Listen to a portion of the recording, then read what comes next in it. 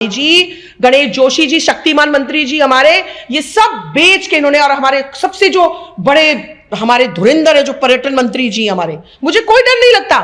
मैं बिल्कुल आपकी मीडिया के सामने कह रही हूं कि हमारी प्रॉपर्टीज हमें वापस दो। वो हमारे बच्चों की प्रॉपर्टियां हैं, वो हमारे युवाओं की प्रॉपर्टी है, वो हमारी बेटियों की प्रॉपर्टी है। आप कैसे हजम करते जा रहे हैं सारी प्रॉपर्टी?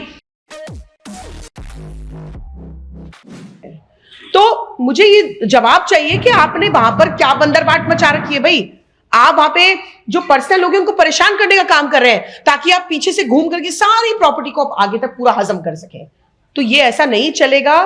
आज हम लोगों ने, अगर हम लोग आए हैं, अपनी समिति के साथ आए हैं, अपने संसाधन बचाने की बात कर रहे हैं, तो इसकी लड़ाई हम पूरी तरीके से लड़ेंगे और आमने सामने होकर के लड़ेंगे। हमें किसी बात का डर नहीं है। हमारे उत्तराखंड की प्रॉपर्टी है। अब बेरोजगार युवा हमारे घूम रहे हैं, आपने क्यों नहीं वहां पर, क्यों आपने उसका प्राइवेटाइजेशन कर दिया? क्यों किया आपने? आप हर चीज को जो है बेचने खरीदने का काम करवा रहे हैं उत्तराखंड में। आज हमारी इतनी अच्छी अच्छी प्रॉपर्टीज हैं जिनको आपने, मेरे को लगता है आज भूमाफियाओं का काम ज्यादा बड़ा हो गया है। आज आप भूमाफिया बन गए हैं। आप सरकार कहां है मुझे बताइए? कौन सी सरकार है यहां पर? महिलाओं के हत्यारे आप लोग हो। आप लोग प्रॉपर्टीज को अलग खरीद फरोख्त करने का काम कर रहे हैं। आज जिसको देखो उसकी हजारों बीघा की प्रॉपर्टियां बन गई है। जितने नेता मंत्री हैं भाई, आप यहां प्रॉपर्टियां खरीदने, आपको तो पब्लिक ने अपनी सेवा के लिए यहां बिठाया था। आपको तो सेवा करनी थी लोगों की, लेकिन आज आप जो है प्रॉपर्टीज को खरीद फरोख्त का काम कर रहे हैं। अच्छा, एक चीज मैं और आपसे शेयर करना चाहूंगी कि एक बहुत बड़ा जो सवालिया निशान आया जहां से हमें जानकारी मिली। इन्होंने एक वो निकाला था कि जो लोग भी जॉर्ज एवरेस्ट को चलाना चाहते हैं, जो इच्छुक लोग हैं, उसके लिए इन्होंने न्यूज़पेपर में बिड निकाली थी। उस पर जो है 3 कंपनीज ने वहां पर अपने डॉक्यूमेंट्स लगाए कि हम लेना चाहते हैं जॉर्ज एवरेस्ट को। और जब बाद में जानकारी मिलती है तो तीनों जो ये कंपनीज थी, ये बालकृष्ण महाराज की थी। ये मुद्दा बहुत पहले से शायद आपने सुना भी होगा। ये तीनों कंपनीज बालकृष्ण महाराज की थी और तीनों में उसका, किसी में 69% का शेयर था, किसी में 89% था, किसी में 100% था। तो भाई ये मतलब, ये तो पूरी की पूरी मिलीभगती हो गई आप लोगों की। क्या आपने पूरा प्री प्लान उसको पहले बनाया कि किस तरीके से हम उसको हैंड ओवर करेंगे, किस तरीके से हम उसको बेचेंगे, क्या करेंगे, और आपने वही काम कर दिया। आपने जो है तीनों कंपनीज में से बालकृष्ण महाराज के ऊपर आपकी इतनी मेहरबानी हो गई, आपको इतना प्यार जाग गया कि आपको हमारे उत्तराखंड का युवा नहीं दिखाई दिया। आपको हमारे उत्तराखंड की बेटियां जो पढ़ लिख करके आज नौकरी करना चाहती हैं, जो बाहर धक्के खा रही हैं, वो यहां पर उनको नौकरी नहीं मिल रही है, क्योंकि यहां तो आप सारा प्राइवेट कर रहे हैं। यहां पर तो आपने प्राइवेटाइजेशन का बिल्कुल बढ़िया तरीके से इस्तेमाल करके सारी प्रॉपर्टीज जो है हमारी बेचने का काम कर दिया है। तो ये उन्होंने 3 कंपनीज जो बनाई, वो उन्होंने पूरी तरीके से उस 3 कंपनी में एक कंपनी जो बालकृष्ण महाराज की थी, उनको आपने समर्पित कर दिया। आज जो है वहां पर पूरी तरीके से, और आपने दिखाने के लिए केवल जो हमारा हेरिटेज है जो अंदर है, केवल दिखावे के लिए आपने उस हेरिटेज को अपने पास रख लिया, ताकि हमारे पास एक बात हो कि नहीं हमारा हेरिटेज तो हमारे पास है, बाकी तो आपने सब बेच ही दिया, बाकी तो सब आपने हजम कर दिया। तो ये सब मुद्दे थे। और रास्ता क्योंकि सबका कॉमन है, लेकिन आज जो है वहां पे नगर पालिका जिस सड़क को बनवाती थी, जिस सड़क को नगर पालिका बनवाती थी, उस सड़क को आपने अपना प्राइवेट प्रॉपर्टी बना के रख लिया।